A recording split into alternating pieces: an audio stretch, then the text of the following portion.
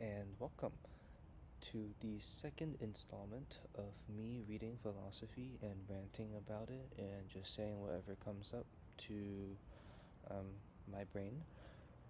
Um, I'm gonna try something a bit different today. I'm gonna kind of give my thoughts as I read along, and maybe that way it'll be a bit more engaging for the both of us instead of just me drilling on and on about the text and like talking about it afterwards. I feel like breaking it up this way might um, give my thoughts more weight and relevance to everything. It is also a bit colder today, so what can I do? I could have brought a coat. That's what I could have done.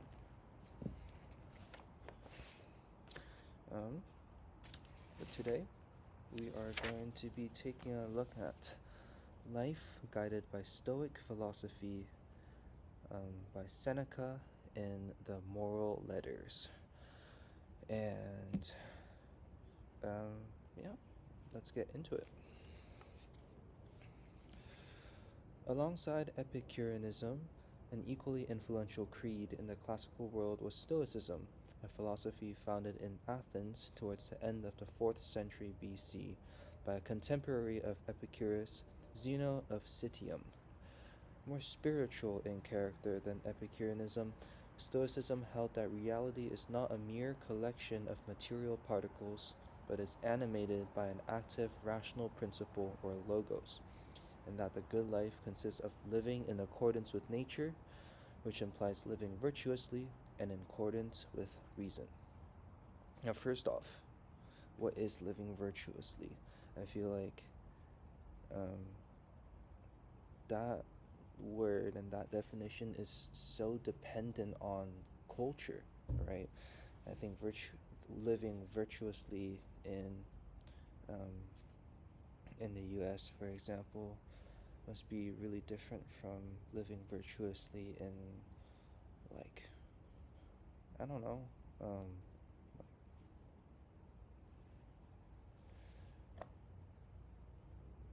There's someone there. That's kind of creepy. Anyways, it must be different from living virtuously in like China or something. Um, yeah, because it's that word is inherently, um, the meaning of it is inherently based off of cultural norms and cultural values. So, right off the bat, um, I'm not sure we can really live in accordance with nature if we're also living. Well, I guess we can, but I feel like living virtuously and living in accordance with nature is two very different things. Let's put it that way. And again, accordance with reason, I guess that's fine. But I do feel like by saying the way to live is living virtuously and in accordance with reason, um, there's so much emphasis being put on reason and rationality here, but um, I might have to disagree with that because people are so inherently irrational, in my opinion. Like, if you look at, um, I don't have the sources to back it up, but if you just look at psychology, right, people are deeply irrational, and making the rational choice is rational, but would it in the end bring happiness? It might, but I don't think it guarantees it. Because if human beings are irrational, then happiness as a quality experienced by human beings, that must be irrational too. So I feel like in that sense, um, like giving an extreme example, if you have a really like extremely irrational man and you make that irrational man do or make rational decisions, that man probably won't be happy because that man wouldn't be able to do anything of his own accord and live in the way he wants, which I guess is living in accordance with nature. So I feel like reason here goes against nature, or I guess um, the need to live with reason goes against the need to live in accordance with nature. But this is still the summary. Um, the extract is from the moral letters of the Roman philosopher Seneca, who was strongly influenced by Stoicism and a respected promoter of some of its key doctrines.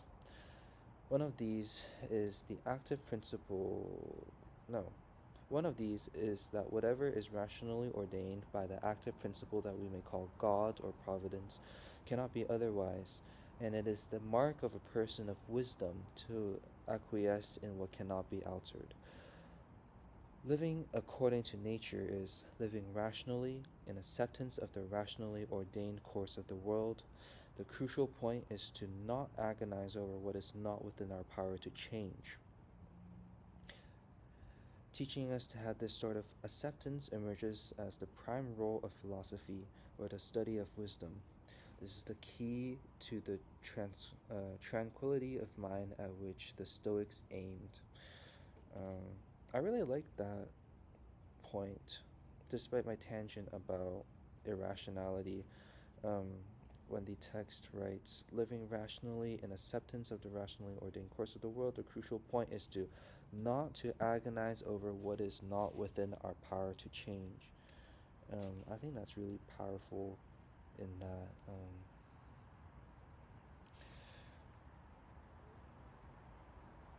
Like, we shouldn't give meaning to a lot of these external troubles or problems that we're facing, and this goes back again to that whole like external versus internal conversation we had about the previous text, where happiness is all about the internal, is all within. And I did read ahead to kind of note down what I wanted to touch on. So yeah, that comes up a lot here as well, which kind of makes sense given this is like the same time period as the previous text by Epicurus, or not by Epicurus, but on Epicureanism. But yeah, and moving on. To achieve this end, Seneca stresses that the importance of a practical program of meditation and mental training which will produce a good frame of mind or a good outlook.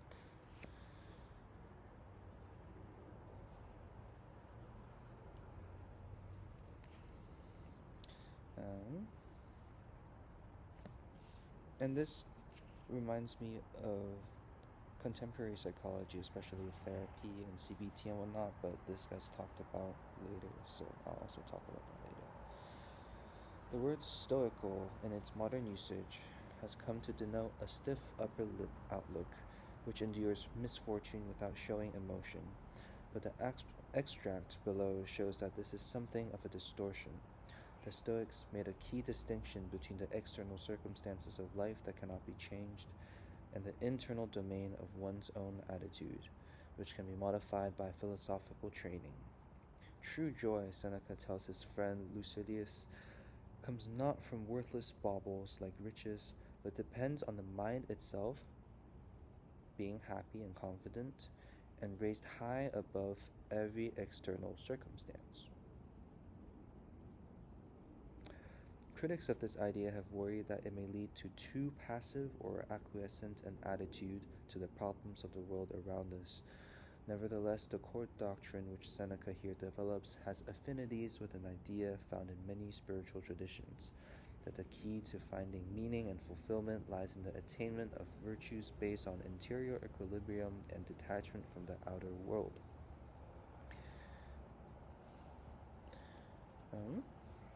Yeah. So that was the kind of summary of the extract. And let's get into the actual thing, the real deal. I know, Lucilius, that it is quite clear to you that no one can live a happy or even a tolerable life without the study of wisdom. Further, that only once wisdom is perfected do we achieve a happy life, but a tolerable life is possible even when we are setting out on the road. Well, starting off, I feel like that's kind of, I don't know, it's kind of depressing. Like, okay, we need to study wisdom to have a happy life. Like, okay, like, we kind of need to learn about the world and about ourselves to truly be happy, which, okay, I can see, but the way they say just a tolerable life is possible is, oof. The word choice here is. But although this point is clear enough, it needs to be reinforced and dinned into us by daily mediation. Sticking to your existing resolutions is more use than making fresh ones, however noble. You must persevere and build up your strength by continuous study until what were mere good intentions get transformed into a good frame of mind.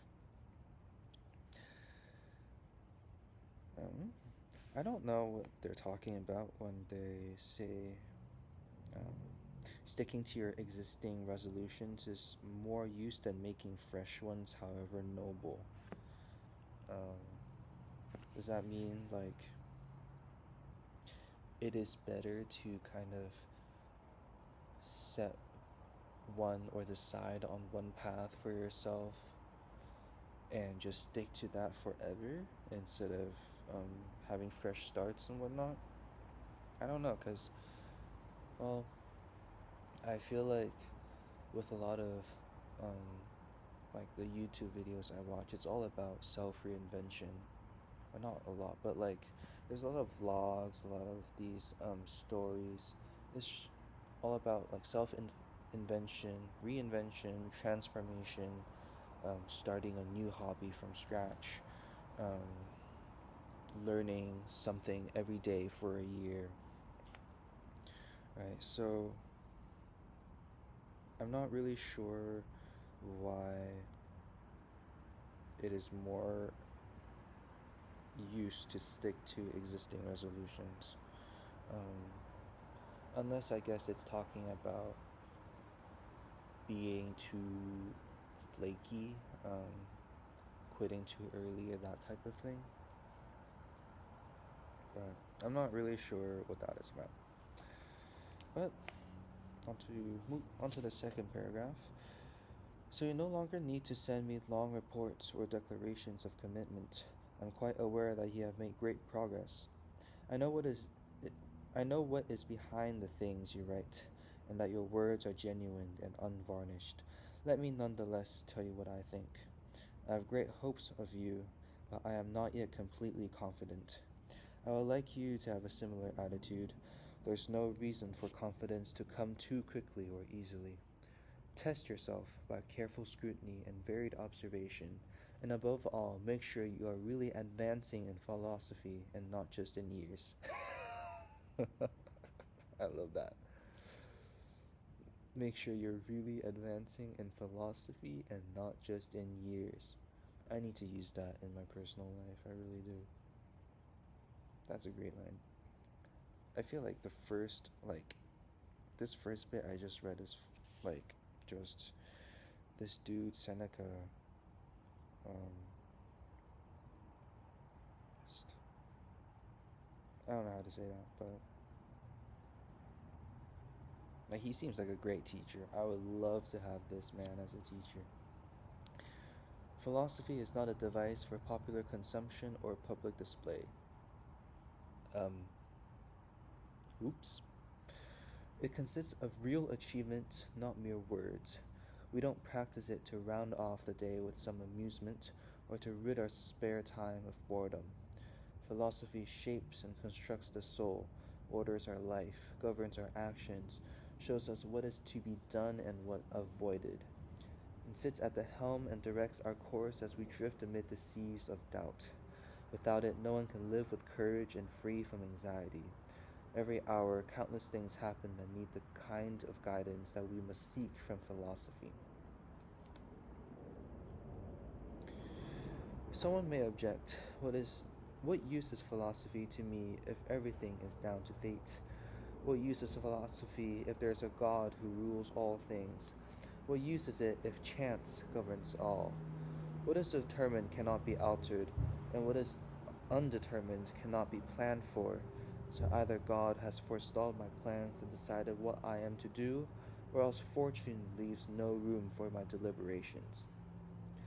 Whichever of these views is true, Lucilius, or if they all are, we must still practice philosophy.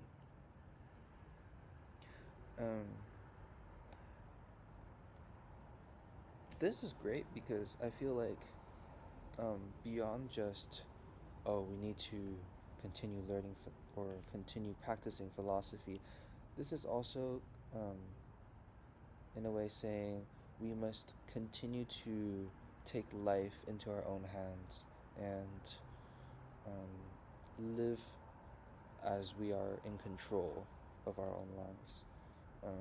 It's just like a great, powerful call to action.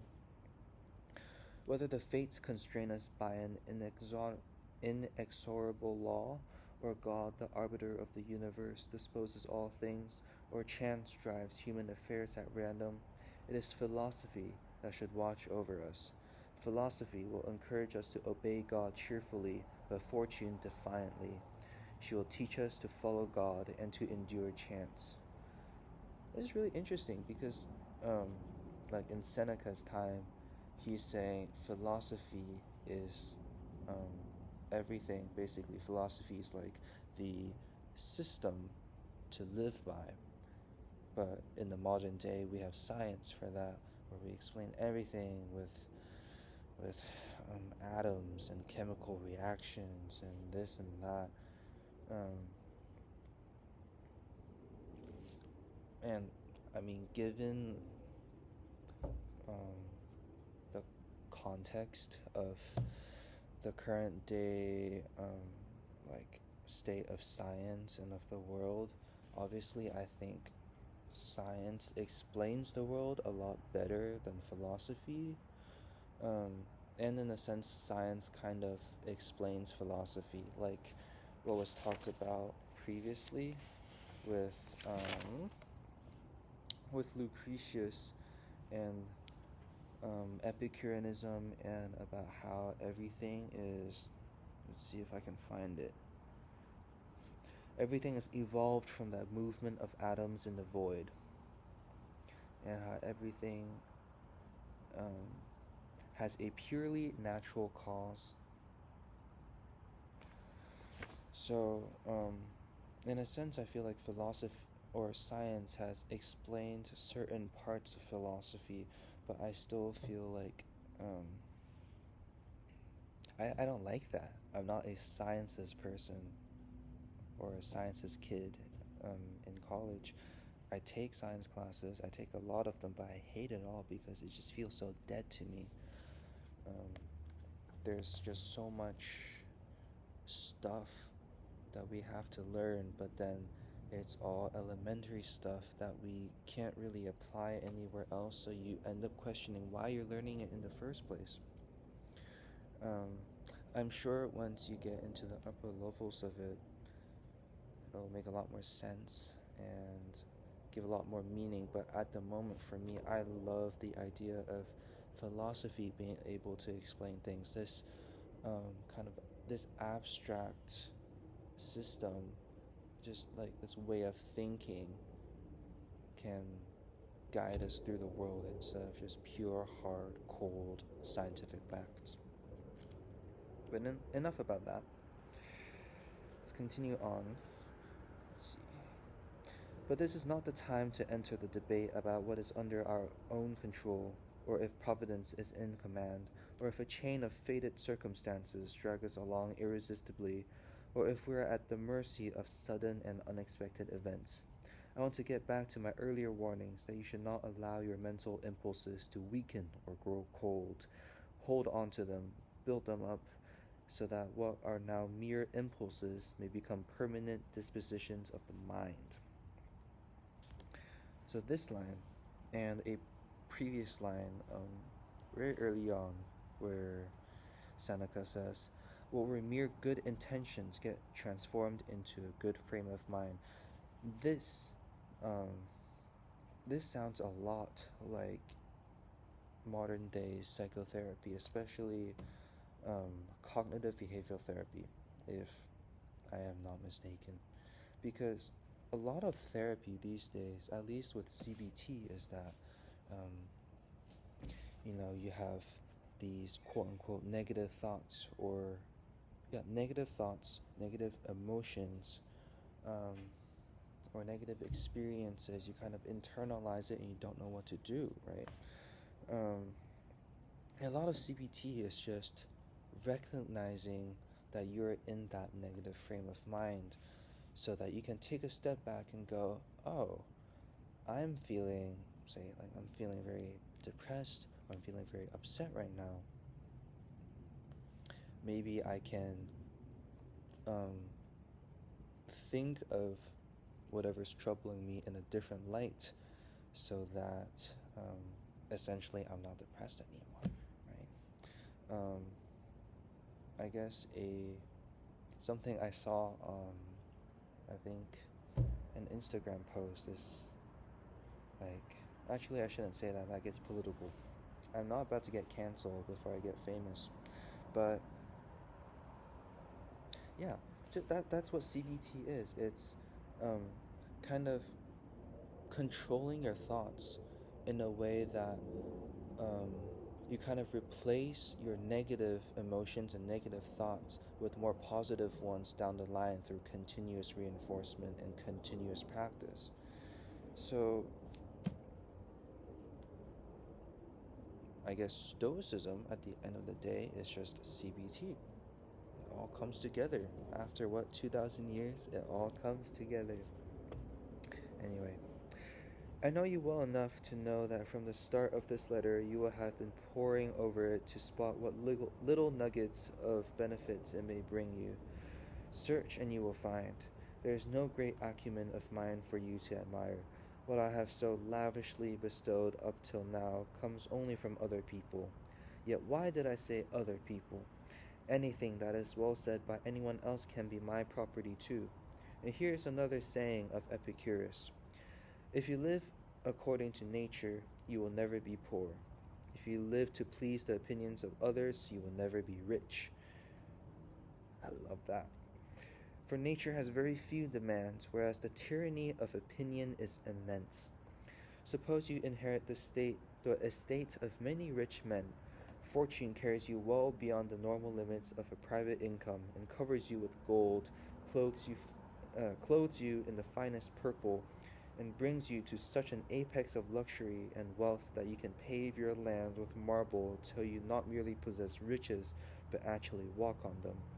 On top of this, you have statues, paintings, and ultimate adornments of luxury that any of the arts can devise. The only thing you will learn from all this will be to want still more. That paragraph is awesome. Again, this goes back to the idea of happiness being within and not without. Money buys things that are without. If you don't assign value to your money or the things that money can buy, then you can't truly be happy. I still don't really um,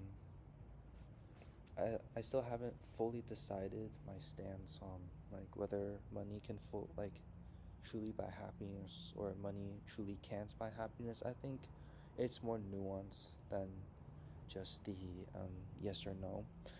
But I do think that um, there is a lot of happiness to be found in living simply, and there's a lot of happiness to be found that do not require money to buy. I think that's a good way to put it. Now, this next part is also interesting. This new paragraph starts with, "The desires implanted by nature have a limit, but those born from false opinion have no way of reaching an end." So, this first half, the desire implanted by nature have a limit. I can't help but doubt that, because I feel like with greed being kind of not essential, but I feel like greed is a core component of it's one of the like seven sins or whatever.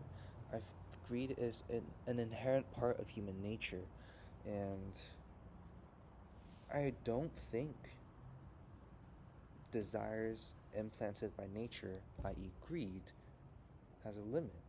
Unless this isn't talking about like excessive greed, and this is just the desires, like in the abstract sense, the desires of a soul to find happiness,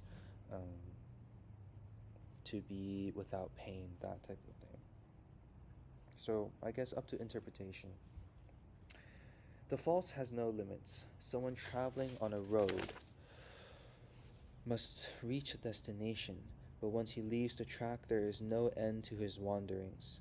So pull yourself back from empty pursuits, and if you want to know whether your ambitions stem from a natural desire or from some blind and trivial impulse, just ask whether they have a definite terminus.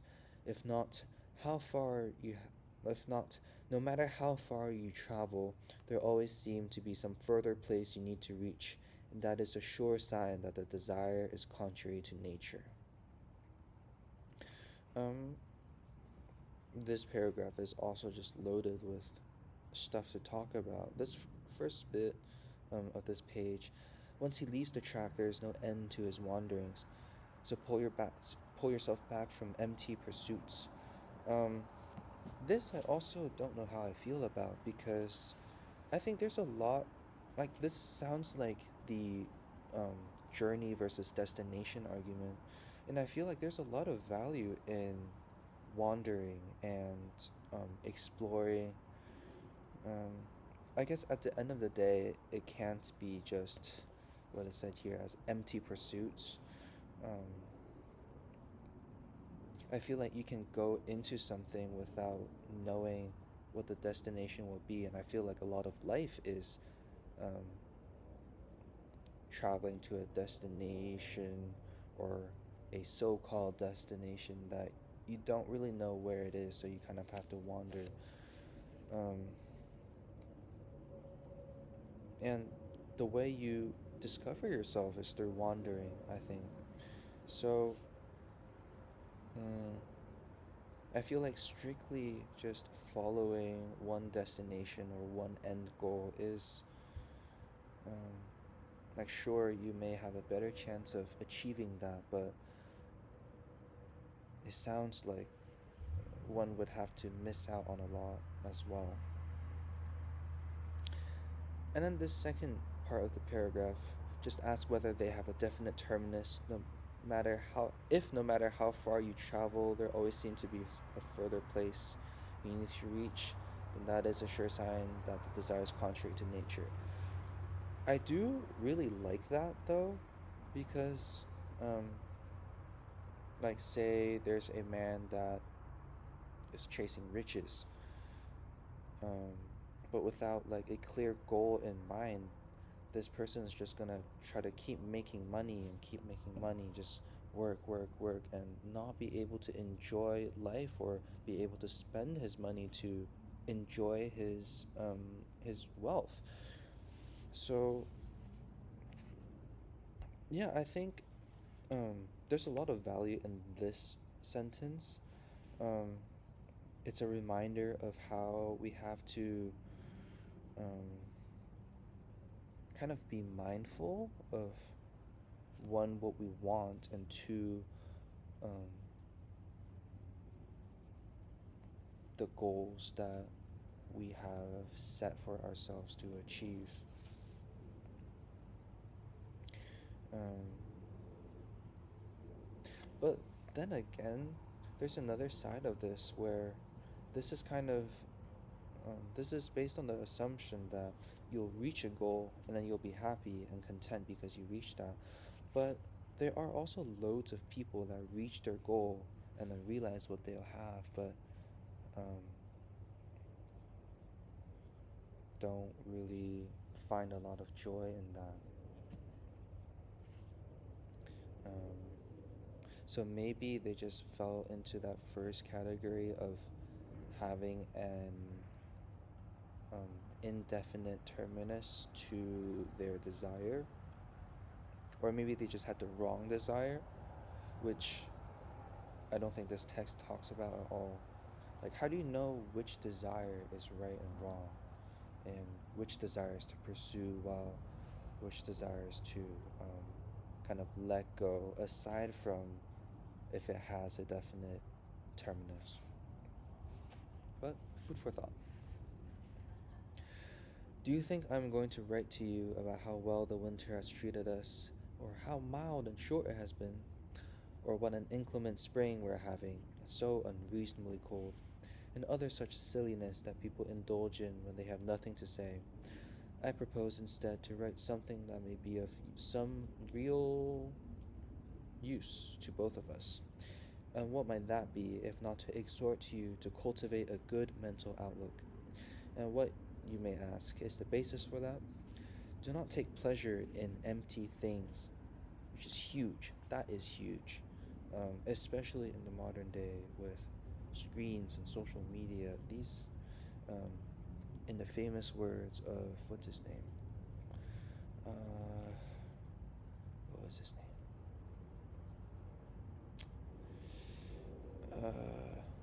I don't remember his name, but in the famous words of the character that Brad Pitt plays in F1, it's all noise. It's all noise. Yeah, a lot of um, I feel kind of stuck on this statement because um, I feel like myself and so many other people my age spend a lot, like huge, copious amounts of time on these empty things that have no real value. And I've recognized this and I've tried to kind of quit social media, and look where it's gotten me. I'm making content for social media now. I was simply consuming then. But yeah, I think this has aged very well. So well. I said this is the basis. In fact, it is the final culmination. We reach the summit when we know what to enjoy and do not allow our happiness to depend on what is outside our control. The way to be anxious and unsure of oneself is to be spurred on by some hope or other, even though it may be within reach, or not hard to seek, and even if such hopes have never played us false. This, above all, my dear Lucilius, you must aim for. Learn the secret of true enjoyment. I don't really understand this part. I don't understand what this hope is about and why that is bad. I feel like hope is sometimes the only thing that keeps us going. So maybe like false hope or unreasonable hope, or hopes that have been translated from desires, like the empty or desires that are contrary to nature. I don't know. You may think I am now depriving you of many pleasures by taking away all those that depend on luck, or by advising you to avoid hope, that sweetest of delights. On the contrary, I want to I want joy to be something you are never without. I want it to be born in your house, and this can happen only if it is within you. Again, that happiness being within, not without.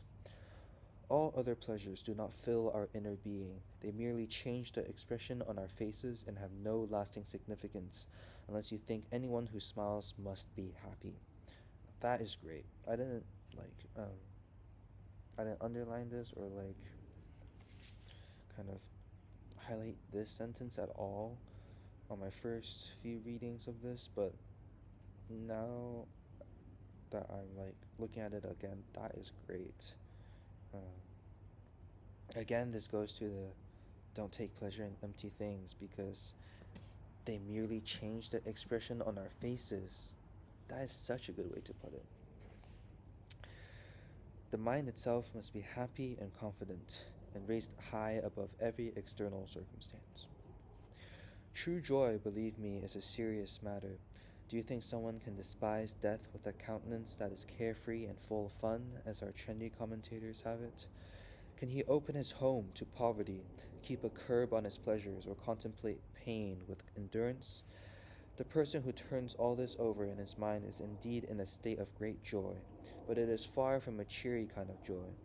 Yet this is precisely the joy which I want you to possess, for once you have found how to seek it, it will never leave you.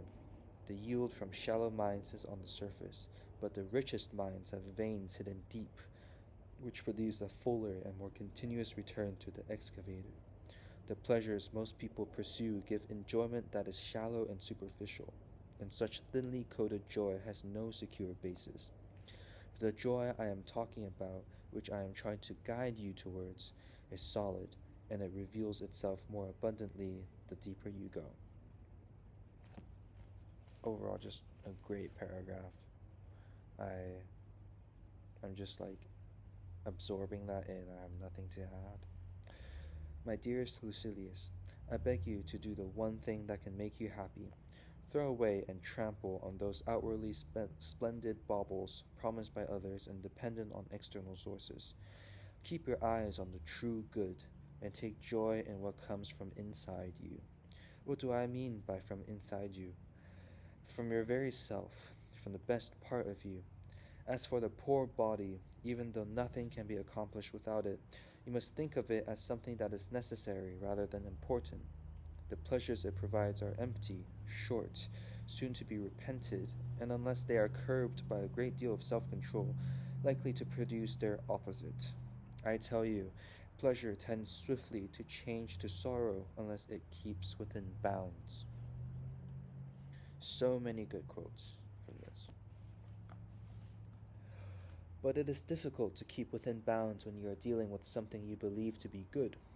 If something is truly good, then it is quite safe to be eager for it. What is this true good, you may ask, and where does it come from? I will tell you. From a good conscience, from honorable intentions, from right actions, from despising what depends on chance, from a serene and steady flow of life which keeps to a single course.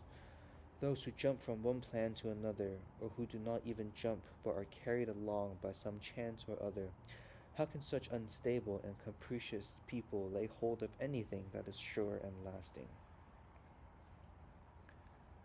This kind of reminds me of, um, I don't know if this happens to other people as well, but sometimes I see someone and it's just the way they talk and the way they act, their body language, um, the way they smile. They just seem like a good person.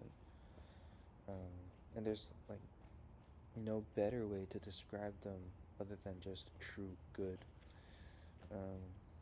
Maybe these truly good people have discovered um, what was um, what was mentioned here with good conscience, honorable intentions, right actions, all that. Here's a personal note. Now is the time for me to pay my debt.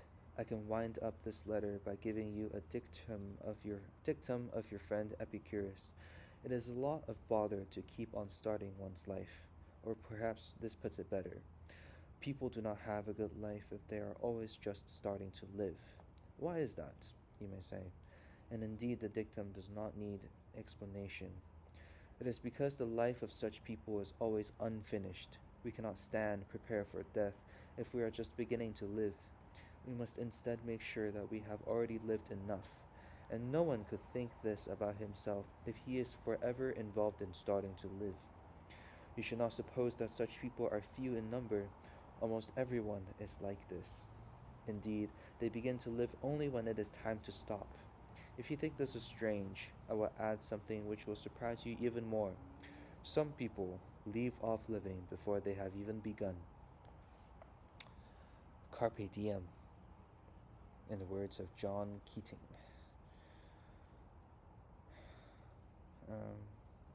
Yeah. So, I guess overall, this passage is all about, first, again, happiness being within oneself, and not just it's within yourself, it's something you can actively change and actively take a hold of through continuous like meditation and continuous mental training and philosophy training as well. This also talks about how happiness is not the same as pleasures, and a lot of these empty pleasures, they rarely, they never have the intended effect of making you happy, rather they often have the opposite effect. And finally, Seneca talks about living life to the fullest and committing to your goals and decisions and finishing your life in a way that is meaningful and in a way that is without regrets. And yeah, I think that sums up this second installment pretty well. A lot of good quotes that I will definitely be keeping on my mind, and hopefully I can find some occasion to use them and just use those super eloquent phrases. You can tell it's been a long day because I can't think of how to say what I want to say. But alright, thank you for coming along. Thank you for listening, and I will see you next time.